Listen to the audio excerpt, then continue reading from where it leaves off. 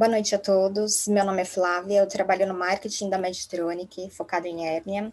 Dr. Klaus, Dr. Sérgio Hall, Dr. Maurício, obrigada por estarem aqui conosco. Obrigada a todos da Medtronic aqui presente.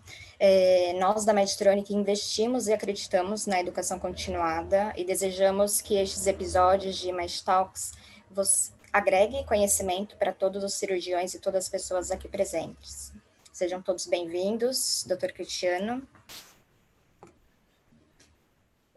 Boa noite a todos.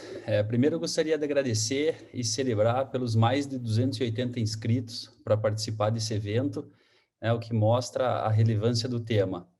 Também quero agradecer e parabenizar a todo o time Medtronic pela iniciativa e organização desse projeto.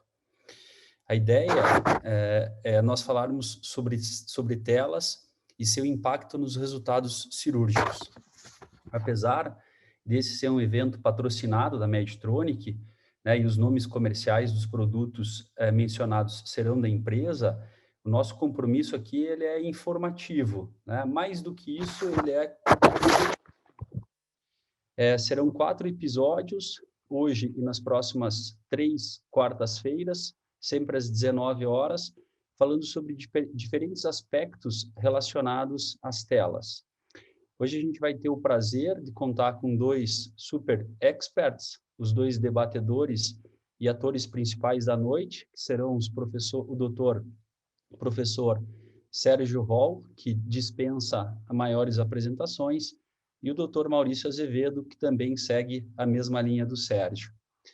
O tema principal de hoje, a gente vai falar mais focadamente no tema porosidade. Antes de passar a palavra para eles, eu gostaria de lembrar que a ideia é interagir com os participantes, que poderão enviar perguntas através ali do íconezinho de perguntas e respostas. Ainda antes de começar, a gente preparou 3 perguntas, nós preparamos 3 perguntas para que a gente possa entender um pouquinho o perfil e a realidade dos cirurgiões. Então, enquanto Sérgio e Maurício, vocês se apresentam, e eu agradeço enormemente o prazer de poder compartilhar com vocês essa 1 hora hoje à noite, a gente já pode ir colocando as perguntas na ordem de 1 a 3, para que o pessoal possa ir respondendo, e aí a gente já vai começar a debater sobre esses temas. Obrigado, boa noite, Sérgio. Obrigado, boa noite, Maurício. Oi, boa noite. É um prazer estar aqui com 2 grandes amigos, o Cris e o meu parceiro Maurício, o novo Iron Man do time. Só falta ele fazer implante de cabelo daqui a pouco. Bom, para aqueles que não me conhecem, eu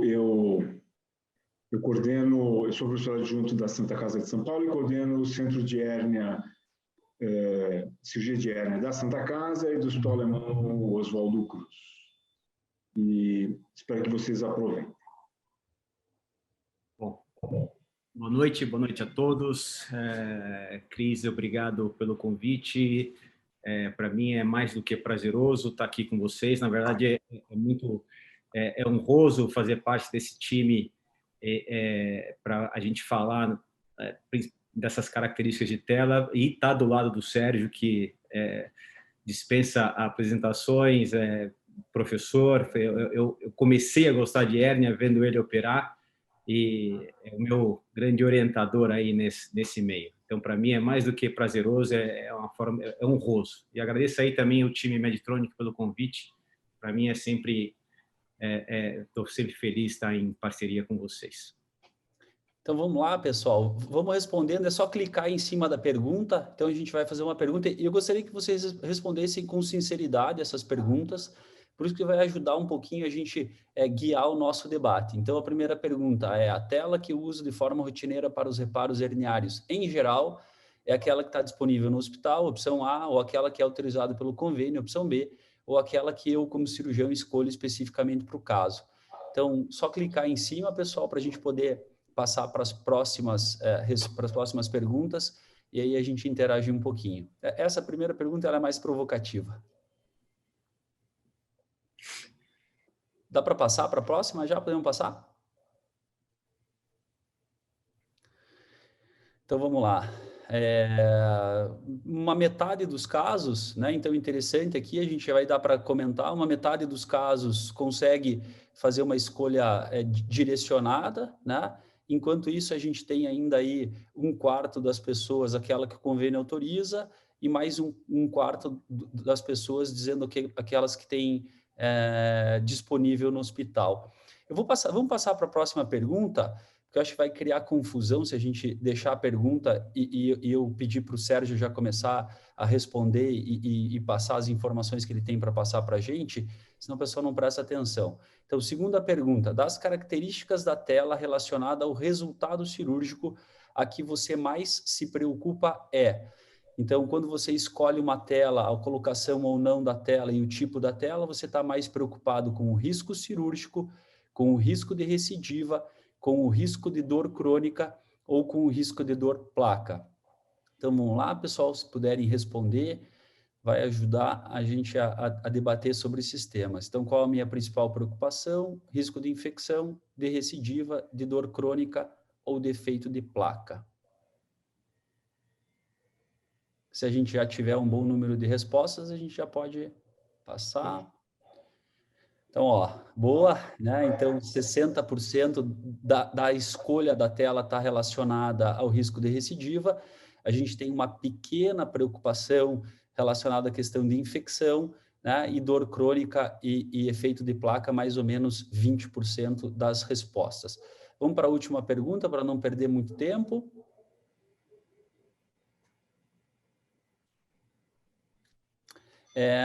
Na escolha da tela, o que é mais importante para você? Então, a gramatura, porosidade, o material poliéster ou o material polipropileno. Então, quando você escolhe uma tela, daqueles 60%, 50% que falaram que escolheriam o tipo de tela para cada caso, né, o que ele leva em consideração? Gramatura A, porosidade B, material poliéster C e material polipropileno D. Já temos uma resposta? Olá, gramatura em primeiro lugar, então mais de 50% das respostas, porosidade e o material preferencialmente de polipropileno, responsável aí por mais ou menos um quarto das respostas, e aí o poliéster que a gente vai ter a oportunidade provavelmente de falar nas próximas sessões, sendo um material de pequena escolha geral dos cirurgiões. Então vamos lá, Sérgio, eu vou fazer o papel só de facilitador, você e o Maurício são os grandes estrelas da noite, e a minha primeira pergunta para você é se as telas para os reparos herniários, de uma maneira geral, se a gente pode dizer que tela é tudo igual ou não, elas são diferentes de uma maneira geral. Eu gosto de sempre dizer que eu sou da época onde a gente reesterilizava a tela e a gente pedia tela de Prolene sem saber que era uma marca registrada, né? E vinha, Deus sabe o que vinha, né? Aí a gente pedia 30 por 30, cortava e reesterilizava. Não, tela não é tudo igual. A gente tem que escolher a tela para cada paciente. Por isso que ter várias opções de tela no centro cirúrgico é uma coisa muito importante.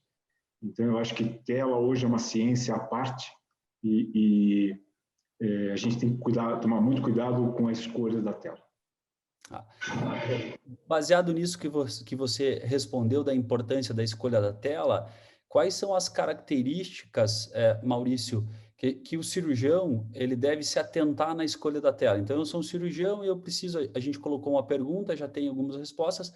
Quais são as características que você, Maurício Azevedo, observa numa tela quando você vai fazer a escolha entre as diversas opções hoje disponíveis no mercado? Então, Cris, isso aqui é um assunto extremamente importante, né? Porque assim como a gente não faz qualquer herninha, né? a gente trata uma doença do paciente, a escolha do material que a gente vai utilizar nesse paciente é extremamente importante, porque está relacionado diretamente ao sucesso do pós-operatório, né, que vai diminuir a recidiva, que vai evitar que o paciente tenha uma complicação no futuro. Então, a gente não deve aceitar qualquer tela, né? Então, e a gente tem que prestar atenção ao tipo de material que nós vamos utilizar para aquele paciente, senão o nosso resultado final vai ser ruim, né? Então, eu dou ênfase sempre a saber o tamanho do poro dessa tela, tá? Para mim é uma coisa extremamente importante e talvez a gente vai discutir isso bastante, tá? É o assunto de hoje, né? É o assunto de hoje.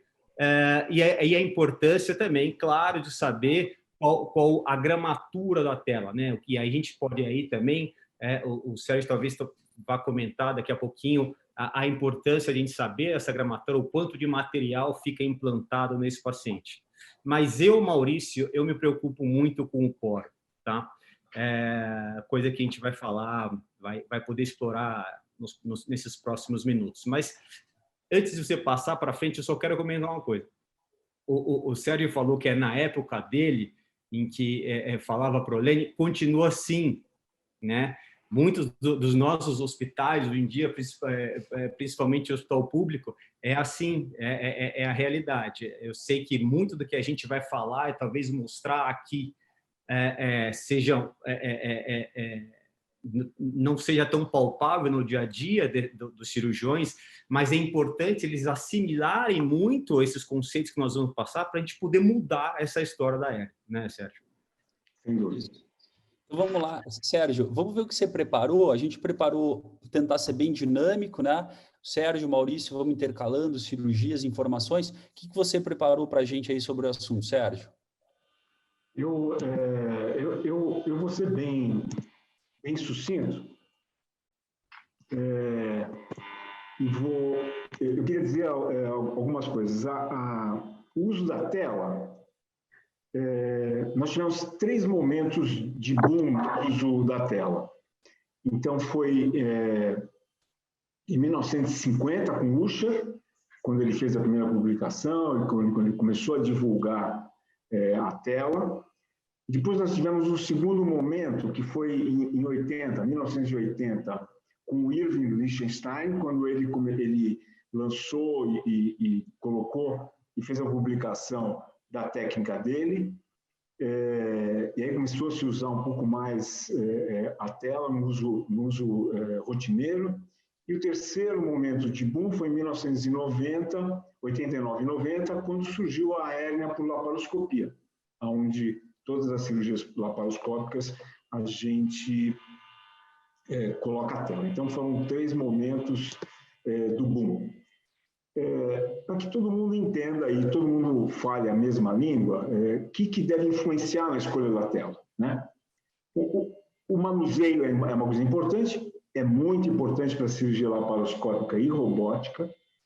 A resistência da tela é algo que a gente precisa ficar atento, principalmente nas hérnias incisionais, porque já existem relatos de telas que quebram, que partem, então ela tem que ser forte o suficiente para resistir à força tensão de 16 a 32 newtons por centímetro. Então, esse é o range, é o limite que a gente tem que entender que ela tem que ter essa resistência. Ela tem que ser macroporosa, de 600 a 800 micrômetros, né? Para que a gente possa evitar o bleeding. Eu vou falar um pouquinho sobre isso, Maurício também, que é uma reação inflamatória e a ocupação do poro por um tecido. E esse bleeding é que causa, ponte, né, em português, que causa a contração e a redução da tela. A densidade é importante, não tem um consenso em termos de densidade, mas existe uma variação de 28 a 90 gramas por metro quadrado, então essa é a média que as pessoas usam. A arquitetura do polímero é menos importante. Sem dúvida nenhuma, um fator essencial é o cenário clínico. Se a gente vai usar em cirurgias eletivas ou na emergência, se tem infecção ou não, e o tamanho da hérnia. E a gente sempre fica preocupado com o custo, principalmente eu trabalhando na Santa Casa e o Maurício no Mandaki. Quanto mais eu estudo tela, mais eu descubro algo importante. E eu acho que, e você viu, Cris, na sua pergunta, a maioria das pessoas consideram a gramatura, o peso da tela importante, porque a gente fala quase só do peso, né? A gente pouco fala sobre a porosidade. A gente fala que é macroporosa, mas a gente não entra em detalhe. A primeira pessoa que se preocupou com tudo isso foi o Amit, né? do Liechtenstein Institute, em 1977, em 1997. Esse é um artigo que eu sugiro que vocês leiam, porque foi ele que abriu as portas para que a gente pudesse entender e está aqui discutindo sobre telas. Uma pessoa que é uma pessoa que se dedica a isso é da Alemanha, de Aachen, e que estudou esses explantes. Esse é o segundo artigo do ERN em 2012, e ele conversou com as empresas e fez um projeto de estudar 1.000 telas que ele tirou de pacientes com recidiva ou com infecção, para saber o que está acontecendo com a tela. E ele... Oi? Sérgio, eu acho que você antes otimizou o slide para a tela e a qualidade está ruim, não está conseguindo ler direito. Então, se você puder e agora não otimizar, acho que vai ficar melhor.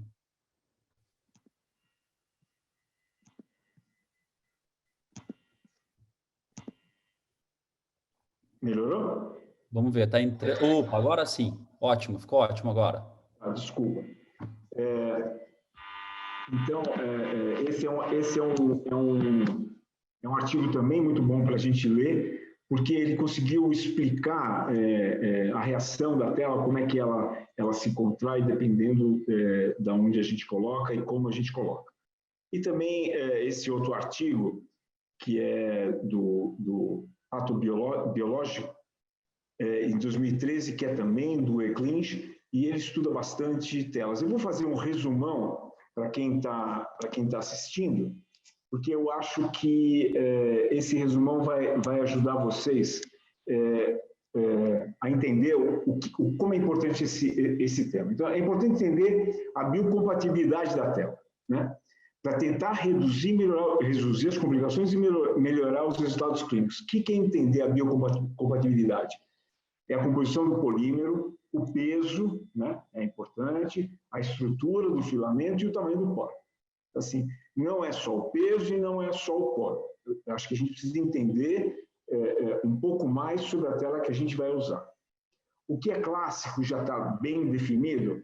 As telas monofilamentares e macroporosas são mais biocompatíveis, então são melhores em termos de reação tipo corpo estranho no paciente do que as multifilamentares microporosas. Então isso já está bem definido. O polímero da tela, por isso que a gente sempre fala da tela, do peso e do polímero, ele é menos importante do que a estrutura têxtil, para que a gente possa observar a reação subsequente que a gente, depois de colocar a tela, vai ter no tecido do ser humano. Isso é o que o Klinge descobriu explantando essas telas e estudando o que aconteceu. As telas, elas são anisotrópicas pela forma que elas são fabricadas. Então, a contração não se dá em todas as direções. E ela possui uma deformidade limitada. Por que é importante saber isso? Porque a gente acha que a tela você pode colocar de qualquer jeito numa região, eventualmente, onde ela vai acabar esticando, e esse alongamento, esse esticar da tela, muitas vezes, ela alonga os poros. E se alonga os poros, mesmo que a tela seja macroporosa, eles vão estreitar, e aí a gente vai ter aquele efeito de bridging que a gente não quer, que é o endurecimento dessa tela. Então, para que você veja que no caso de grandes distâncias entre os filamentos, que são os poros largos, então as macroporosas, o tecido normal, o tecido fisiológico, a gordura, vai acabar entrando nesses poros, facilitando assim a incorporação da tela. Quando a gente tem poros menores, pequenos, essa lacuna ou esses filamentos, eles são preenchidos por um tecido inflamatório, por um infiltrado inflamatório.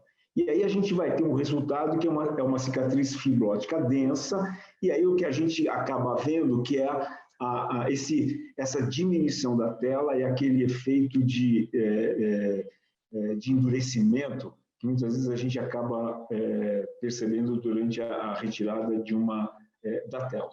Então, para que vocês possam entender, esse distanciamento mínimo é muito importante, né? Então, hoje, eu entendo que a tela, a gente tem que ver a gramatura dela, mas mais do que a gramatura, o poro é a parte mais importante.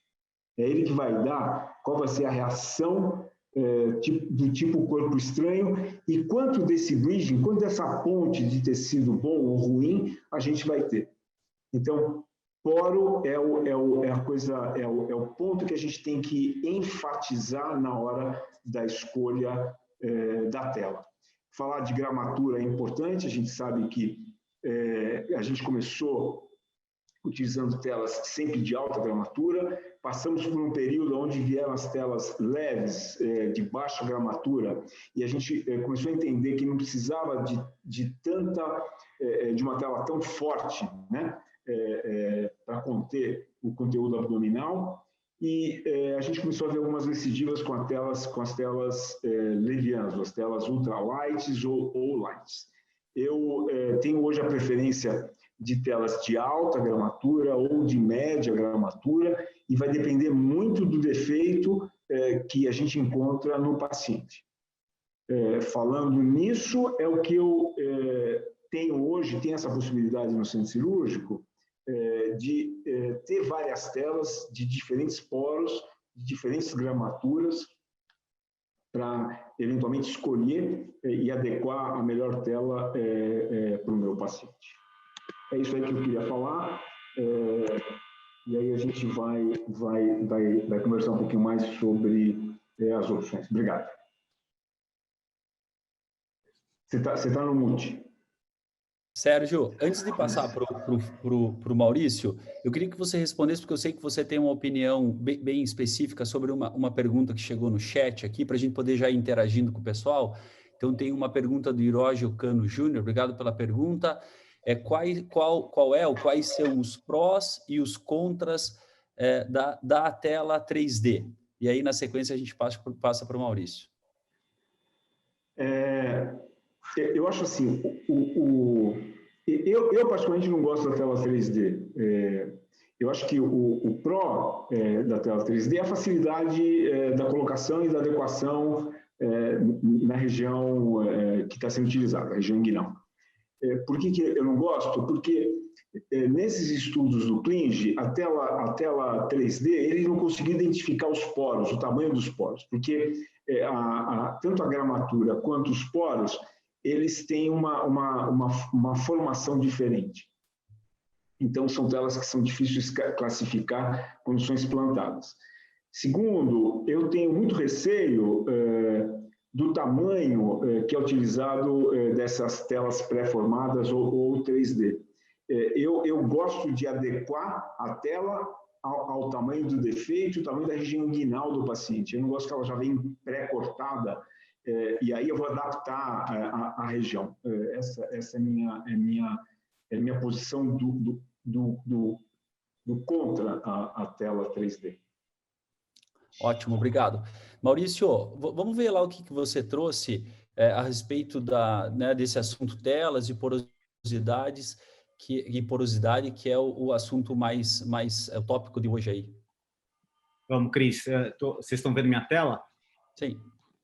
Então, muito importante essa campanha da Medtronic, né? Porque essa campanha de muito mais que uma tela, e a gente está começando hoje a falar sobre poro, mas vocês vão ver que ao longo desse um mês de conversas nas quartas-feiras, a gente vai poder discutir com outros palestrantes justamente a integração, a importância da aderência, a importância dessa complacência que o Sérgio falou, que é importante ter uma avaliação de paciente para paciente, né? Então, essa é uma campanha muito importante e que abra muito a questionamentos para a gente evitar utilizar a tela do dia a dia que tem no hospital, tá? Mas eu quero falar especificamente da importância da porosidade para melhor cicatrização, né? Então, assim, os poros não são todos iguais, a geometria do poro muda, o tamanho do poro muda, mas o que tem que ficar como ideia, como um take-home message para todo mundo é que assim, o poro é o fator determinante para a reação tissular, né? O tamanho do poro, o quanto de tecido que vai passar através desse poro é extremamente importante para a cicatrização, tá? Aqui é uma das classificações que tem tamanho de poro, mas essa talvez seja a classificação mais utilizada nessa publicação da Cord Dickens, que a gente dá uma ênfase e que a gente cada vez mais a gente busca são poros grandes, acima de 1 milímetro, né?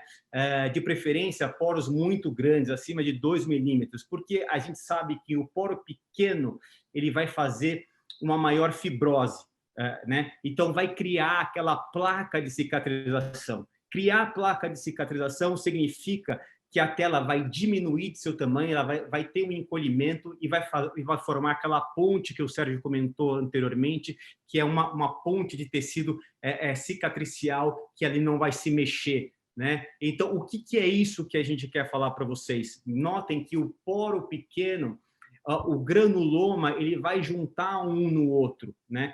E esse acoplamento desses granulomas é que forma a ponte, né?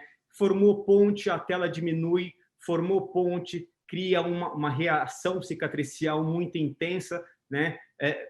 O paciente vai ter provavelmente um pior grau de cicatrização, ao passo que quando a gente usa a tela macroporosa, isto é, a tela acima de 1 milímetro, 1,5 milímetro, esses granulomas eles não se juntam, né?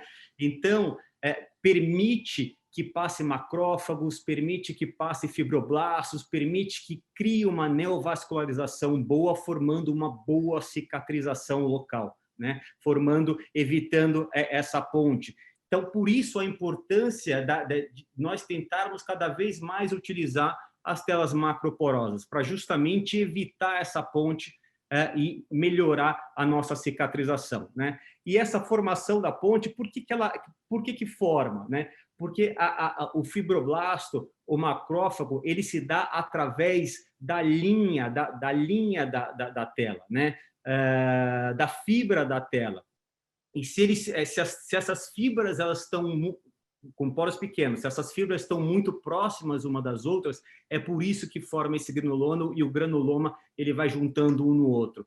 E notem que quando você tem o poro afastado e você tem uma geometria do poro favorável, por exemplo, os poros hexagonais são muito mais favoráveis para o afastamento e evitar que o granuloma se junte um no outro. Quando a gente vai buscar uma imagem para tentar visualizar melhor, é justamente essa, né? O microporo, e você imagina que o cimento ele vai juntar nas fibras, né? O macroporo, o cimento ele não se junta e as fibras da tela elas estão longe uma das outras, melhorando assim a nossa cicatrização, tá?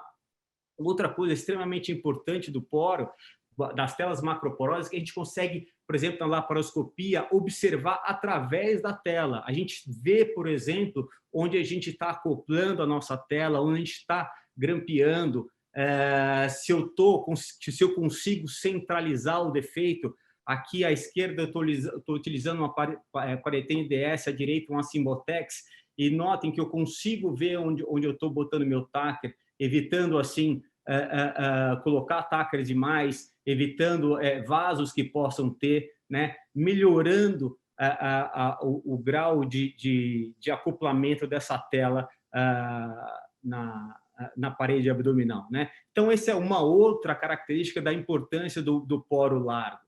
E outro ponto importante também da utilização do poro grande é que ele permite uma melhor cicatrização e, com isso, os trabalhos têm mostrado que a gente consegue utilizar a tela macroporosa em campos contaminados, né? Ou potencialmente contaminados. Isto é, quando a gente utiliza numa cirurgia de hérnia a tela microporosa num campo contaminado, ali vai ter uma maior chance, né, de ter um evento adverso, ao passo que quando a gente usa a tela macroporosa, por exemplo, você tem uma menor chance, se esse paciente vir a ter uma infecção, de ter que extrair totalmente a tela. E a gente usa isso tranquilamente. Aqui é uma cirurgia que eu usei uma PPM junto a uma colostomia, né? Uma cirurgia complexa, uma técnica separadora de componentes, com uma ostomia, e eu utilizei uma PPM aqui. Vocês notem o tamanho do poro da tela na foto macroscópica, que o paciente evolui super bem, né? Então, isso que eu queria destacar para vocês e botar em discussão, e depois eu trago para vocês um caso clínico que pode fomentar mais essas informações. Então, eu estou vendo aqui que o Sérgio estava aproveitando a tua apresentação para interagindo no chat, né? Sérgio já respondeu algumas perguntas, a gente revê algumas coisas no final, aquilo que foi mais importante. Eu acho que tem uma aqui que dá para responder rápido, que é o Marconi falando, né? Já que as telas microporosas estão no mercado, quando que a gente recomenda? Acho que vocês devem concordar comigo que em nenhum momento recomendamos a utilização de telas microporosas, né? Vai contra tudo aquilo que a gente entende de um reparo adequado, né? Eu acho que, claro, se você não tiver outra opção e só tiver a tela micro porosa, usa, infelizmente é isso que você vai ter. Mas se você puder ter a opção, não use microporosa, porque você pode ter todas essas complicações, até aquela sensação que o paciente reclama da tela, dor crônica e tudo isso. Então, precisa tentar evitar. Sérgio, aproveita para a gente, eu sei que você preparou um vídeo, que a ideia é a gente mostrar a utilização de uma tela nova, já que o Maurício falou aí da história da PPM, né? É uma tela nova da Medtronic, então uma tela de polipropileno, de média gramatura, com poros bem largos, e que vocês tiveram a oportunidade de utilizar recentemente. Eu queria que você mostrasse aí o que você trouxe à cirurgia, e depois o Maurício também desse o feedback dele em relação à utilização. Bom,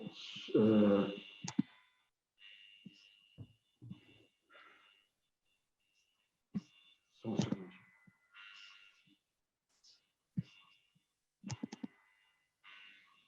Estão vendo o vídeo? A gente está com a tua tela, com a tela do teu computador. Aí, entrou o vídeo.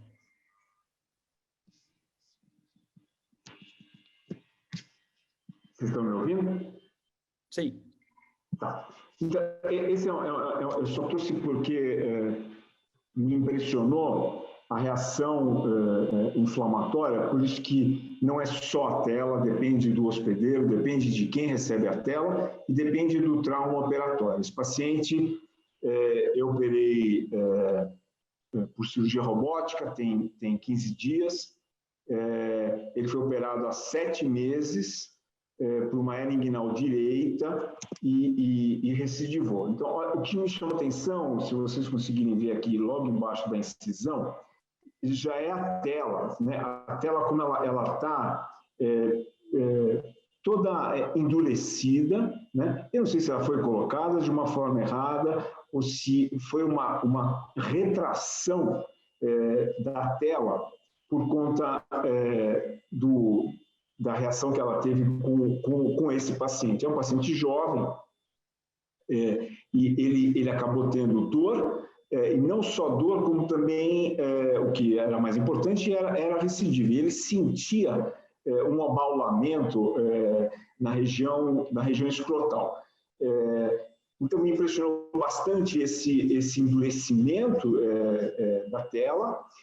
E aí vocês vão ver que ele tinha na realidade, olha aqui, eu estou dissecando essa tela, olha como ela está dobrada sobre si mesmo, retraída. Isso aqui era uma tela de, provavelmente, de 15 por 12, que é o que a gente acaba utilizando, mas me impressionou muito na hora que eu acabei dissecando, eu nem consegui, olha como ela estava totalmente, diminuiu, ela teve uma retração que me impressionou. Então, esse caso foi um caso que o paciente tinha quando eu acabei reexplorando, ele tinha um defeito medial, vocês estão vendo agora, bem próximo do Cooper, né? Esse aqui é o osso púbico, então nós estamos olhando à direita, aqui está o orifício, vocês estão vendo, e ele tinha um lipoma de cordão que não foi retirado na cirurgia anterior. Então, a recidiva, além dessa retração, porque a tela, você vê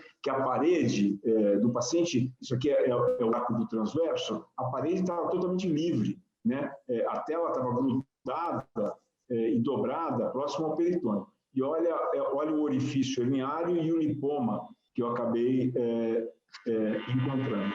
Por medo, eu não consegui retirar toda a tela, a parte estava grudada nos vasos ilíacos.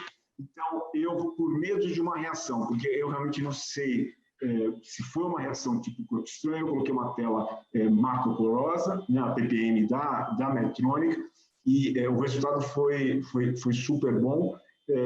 Como as telas macroporosas têm uma dificuldade um pouquinho maior na colocação da tela no espaço pré-peritoneal, mas ela ficou super adequada, e a vantagem de você ver por transparência aquilo que a anatomia dissecada, sem ter que tirar a tela para poder saber onde você vai grampear, ou eventualmente dar ponto, ou colocar a cola.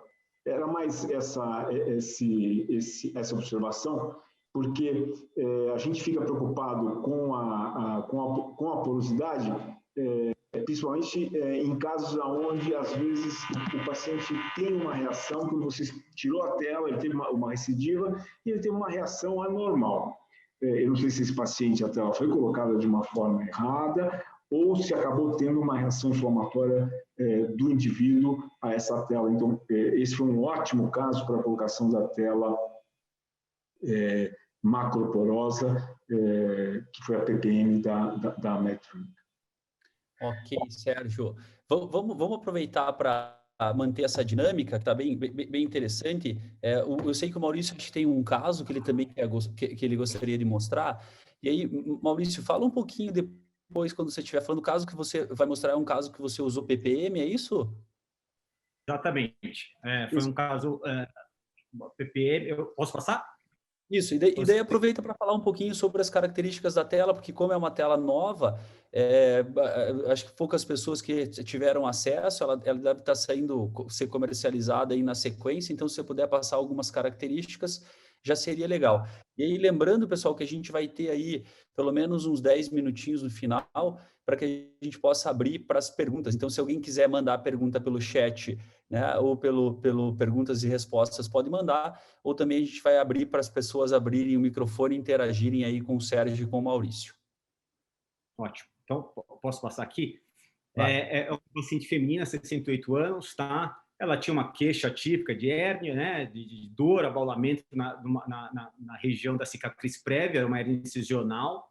Era uma paciente hipertensa, ela tinha comorbidades, ela tinha uma diabetes controlada no pré-operatório, tá? Ela tinha um histórico cirúrgico um pouquinho complicado, né? Ela já tinha uma herniorrafia umbilical há 20 anos, sem colocação de tela, que recidivou, e ela fez uma hernioplastia, uma AIPO, tá? Com outro cirurgião, tá? Há 10 anos e não sabia qual tela tinha sido colocada, tá? Depois desses 10 anos, ela fez ainda uma nefrectomia laparoscópica esquerda para uma neoplasia, tá? Ela tinha colocado um filtro de veia cava e por causa de uma cirurgia de prótese de joelho esquerdo, né? No exame clínico, ela é uma paciente sobrepeso, IMC de 30, tá? E no exame físico, ela tinha uma hérnia incisional de aproximadamente 6 centímetros, associado também a uma diástase de reto abdominal, que aproximadamente dava ali um defeito de 8 centímetros, tá? Então, devido a essas características, a minha proposta cirúrgica foi colocar uma técnica on-lay, fazer uma técnica on-lay, tá? Com a colocação do OPPM, né? A cirurgia foi sem intercorrências nenhuma, eu coloquei a tela, fixei com fio Maxorb, pontos separados, como eu costumo fazer, tá? Feito profilaxia com antibiótico, você faz ali 2 gramas, e a paciente teve uma boa recuperação pós-operatória, uma boa evolução pós-operatória, ela teve alta no primeiro pós-operatório, com os sintomáticos, com o dreno, tá? E retornou no quarto pós-operatório para a retirada do dreno, porque a drenagem estava abaixo de 50 ml por 24 horas. Acontece que no 7º pós-operatório, essa paciente retornou ao hospital com a queixa de febre, tá? Ela uma hipotensão na admissão, lá na urgência do hospital, e saída de secreção purulenta pela ferida operatória e pelos orifícios dos drenos de Portovac, tá? Foi entrado empiricamente por um protocolo de sepse, foi chamado, me ligaram, eu fui, assim como chamei a equipe cirúrgica, né? A gente fez uma tomografia, e a tomografia mostrava uma quantidade de líquido no tecido celular subcutâneo com gás no seu interior, tá bom? Porém, a aponeurose se mostrava íntegra, sem sinais de recidiva e sem líquido livre na cavidade abdominal.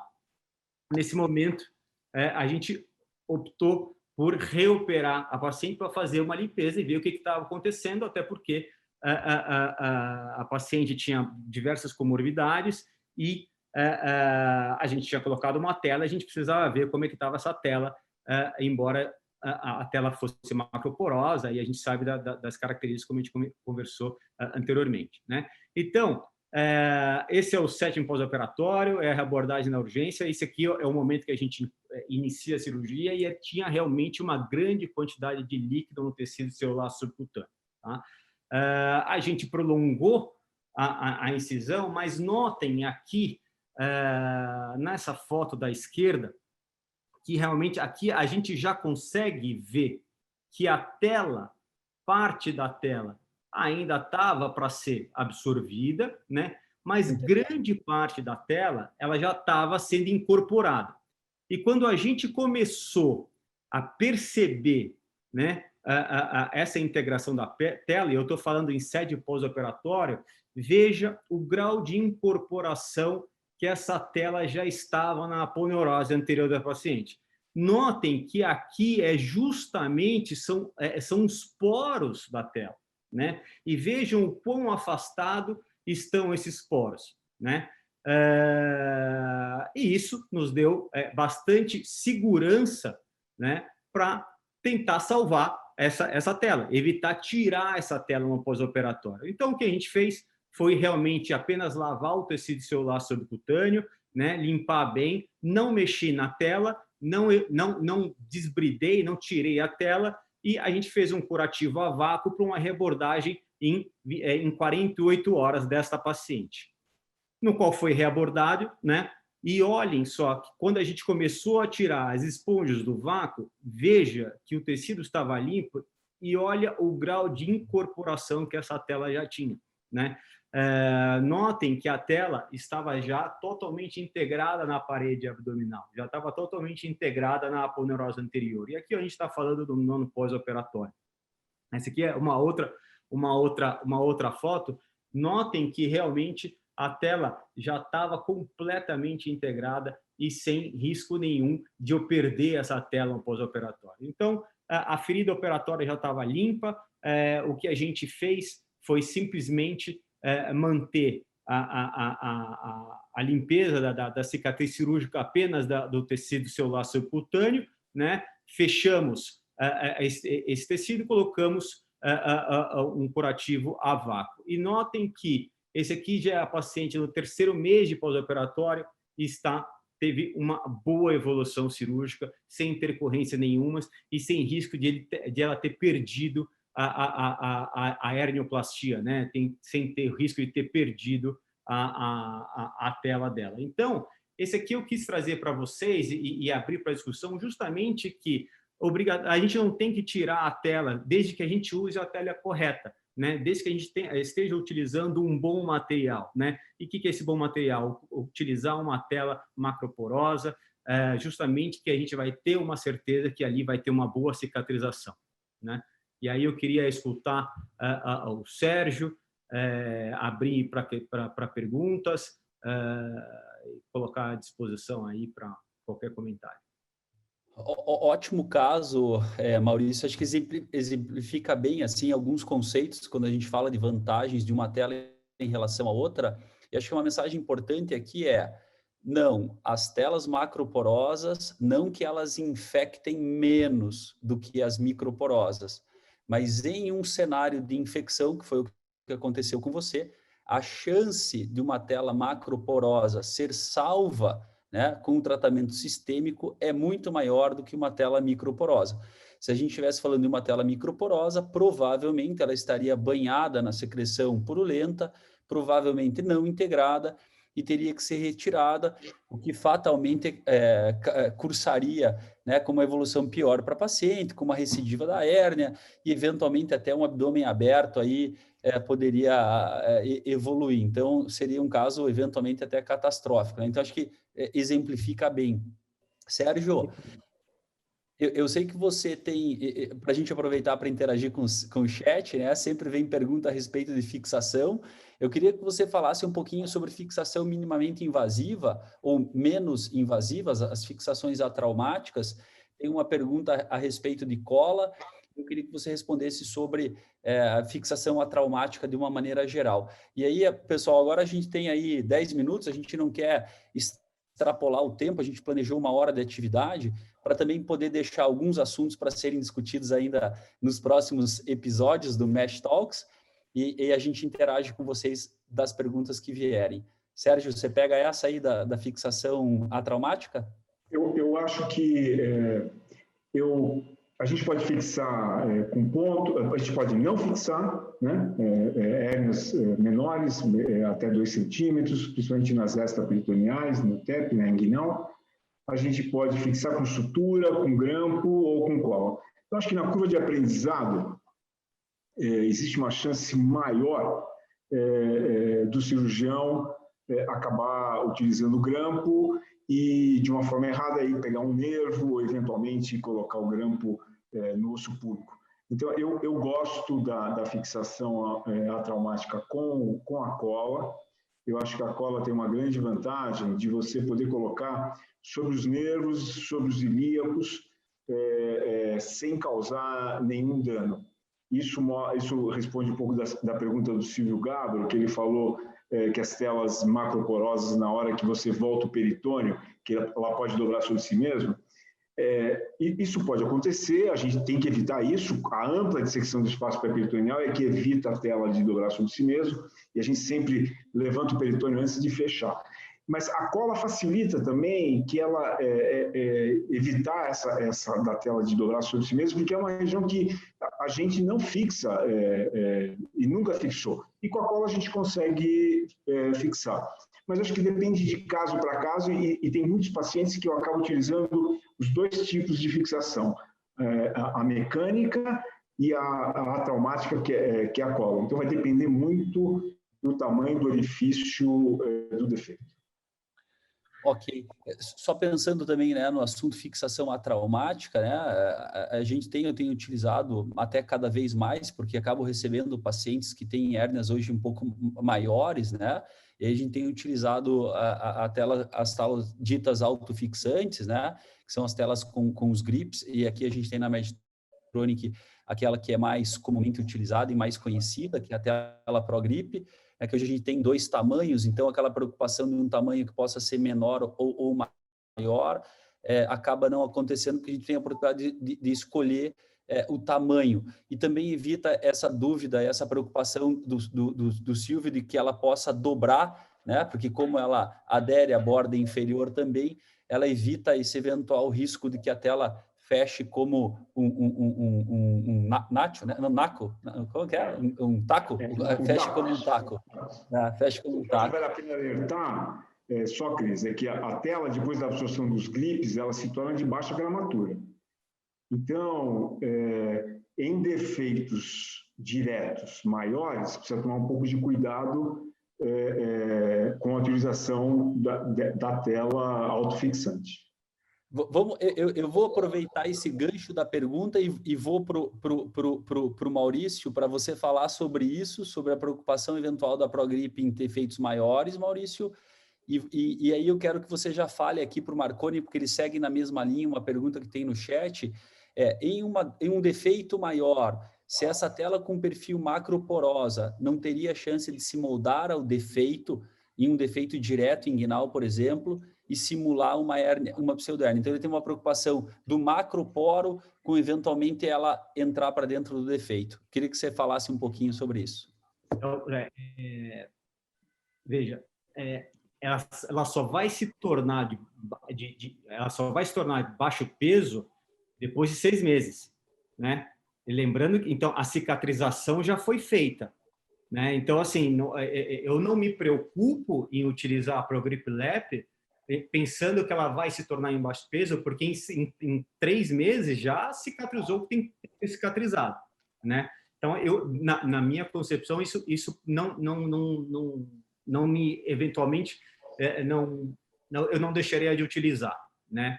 E na verdade, ela absorve no limite de um baixo para médio peso, porque a gente está falando em 40 gramas, né? 40 gramas por metro quadrado, então a gente fica numa tela que classifica hoje mais como média do que para baixa propriamente dito, mesmo depois da reabsorção completa dos grips e do... E voltando à pergunta do Marconi, é o seguinte, antigamente, o que acontecia? As empresas, para tentar aumentar o poro, abaixavam a gramatura da tela, né? E para isso acontecer, a tela perdia força têncil. E aí sim é que dava esse efeito de recidiva, né? A chance da recidiva. Mas, por exemplo, a ppm ela tem 46 gramas, né? Com macroporo, com um poro de 2,2, né? Então, assim, você tem uma boa reação cicatricial e uma tela de médio peso, né? Então, você não tem essa preocupação de ela adentrar o defeito herniário. Então, isso não é uma preocupação. Só para confirmar aqui, a Natália, que é da Medistronic, está colocando que depois que a Progrip Lap absorve, então ela vai lá para os seus 49, na verdade, gramas por metro quadrado, que fica bem como uma tela considerada de média gramatura. Acho que foi bem legal isso que você colocou, Maurício, que a ideia antigamente é que você, para ter poros largos, você tinha que ter uma tela de muito baixa gramatura, mas que hoje a gente tem diversos exemplos no mercado, não só da Meditronic, mas, por exemplo, a Parietene, que é uma tela que tem poros largos de 1,7 milímetros, se eu não estou enganado, e a gente está falando lá em 76, 74 gramas por metro quadrado. Então, você tem uma tela de média para alta gramatura que consegue atender o conceito de poros realmente largos e tirar essa preocupação que o Marconi colocou de que ela poderia abaular para dentro do defeito. Talvez só reformulando a minha resposta sobre o Progrip, é que nas hérnias diretas, com defeitos maiores de 3 ou 4 centímetros, eu particularmente uso telas acima de 70 gramas por metro quadrado. Então, porque essa é a minha opção. Então, talvez por isso que eu disse que eu não usaria, nesse caso, uma tela então, que seja de média gramatura. Quem pega essa? Tem uma pergunta de um expert aqui, a boa pergunta do Murilo Fávaro, que está acompanhando a gente. Se você tiver um tipo de tela plana somente no centro cirúrgico, para a hernia ventral e inguinal, se você tiver que escolher uma tela que resolva, entre aspas, os teus problemas, qual característica essa tela teria? Fala, Maurício. Não, na minha opinião, é a ppm. Na minha opinião, é a ppm, que é uma tela que tem um poro grande, né? E é uma tela de média gramatura. Para mim, eu consigo colocar em todos os defeitos herniários, diretos ou indiretos, L3 ou M3, e eu consigo colocar na hérnia ventral. Sérgio, vou ter que colocar numa encrenca. Fala. Você quer responder? Quero. Vai depender da técnica que você vai utilizar. Se você for adepto a colocar a tela on-lay, eu acho que aí você tem que ter uma tela com uma gramatura um pouco mais elevada, né? Mas se você for colocar retromuscular, eu acho que a tela de média ou até de baixa gramatura fica excepcional. aí utilizaria uma média que serviria para a hernia inguinal e para a hernia incisional. Mas acho que vai depender de onde for colocar a tela na hernia incisional. Eu acho que a resposta, por mais que a gente queira, né, como não tem um tamanho que serve para todos, não tem uma tela que serve para todos, né? Eu confesso, eu não devia estar participando, porque eu só estou como facilitador e moderador. Eu gosto muito da Parietene convencional, tá? Então, a Parietene, 76 gramas por metro quadrado. A gente está começando uma experiência em utilizar a ppm agora, né? Então, vem uma curva de entendimento, mas que parece um produto que vai ter um espaço no mercado. A gente tem a impressão que vai ter. Não sei se para todos os casos, mas para uma boa parte deles, provavelmente vai ser e é uma excelente opção, tá? Vamos ver lá se tem mais alguma pergunta, pessoal. Tem aqui uma pergunta, Maurício, vai lá você. Qual a melhor tela para uma hérnia de Spiegel recidivada 2 vezes, com uso de tela e com mais de 7 centímetros de diâmetro? Pergunta boa. Eu acho que para mim é a resposta do Sérgio. Eu acho a importância aqui é a técnica cirúrgica que você vai utilizar, né? A gente precisa entender direitinho esse defeito, onde recidivou, por que recidivou, e ver qual a melhor opção cirúrgica, de tática cirúrgica, tá? Mas, mais uma vez, a tela, a importância aqui do poro grande se faz extremamente necessário, né? E o que a gente vê ao longo dos hospitais, principalmente do SUS, é que você tem telas microporosas, né? E a microporosa com alto peso. E a gente tem que sair disso, né? Por exemplo, eu ficaria muito tranquilo em utilizar uma tela macroporosa de média gramatura numa birrecidiva. Agora, eu tenho que escolher bem uma técnica cirúrgica, uma opção cirúrgica. Eu queria só acrescentar uma coisa, o que eu acho que é importante também fala tudo isso que o Maurício colocou, o tamanho da tela que você vai colocar. Isso é muito importante, né? Ela tem que estar 6 a 8 centímetros além da borda do defeito, porque talvez, muitas vezes, a recidiva é por conta disso. Então, não só é importante a gente pensar na gramatura e na porosidade, mas também no tamanho da tela que você vai colocar. Aqui a gente tem uma opção, apesar de a gente evitar, talvez a IPON, né, com fechamento do defeito, a IPON Plus e uma Simbotex, ou a tela nova que está vindo aí, né, a Parietene DS, pode ser, né, uma boa opção como alternativa geral, apesar de que a gente hoje, né, faz técnicas de ITEP para esse caso, ventral tap, etc., mas não é para todo mundo. A gente precisa entender um pouquinho melhor o caso e o que esse cirurgião tem, né, de ferramentas para poder corrigir essa...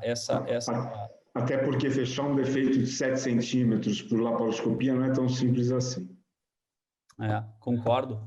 Pessoal, eu quero ver se tem mais alguém que quer fazer alguma pergunta. A gente tinha um combinado aí de durar 1 hora. Com certeza a gente podia passar das 10 aqui conversando, mas como o objetivo é a gente colocar alguns conceitos hoje e voltar nos próximos episódios, a gente vai anunciar aí na sequência quem é convidado. Então, acho que a gente pode chegar a encerrar. Se tiver mais alguma pergunta, a gente pega. Caso contrário, eu aproveito.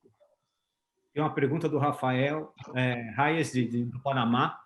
Se para retromuscular você acha que precisa tela de mais alta gramatura? Isso. Sérgio, você quer? Não, para retromuscular, não. Eu uso de média ou média baixa. Eu não acho que tem, assim, eu não vejo necessidade de uma de alta gramatura. Não sei. Sem dúvida. Tá, então, eu não sei se vocês, as meninas, fazem depois o encerramento.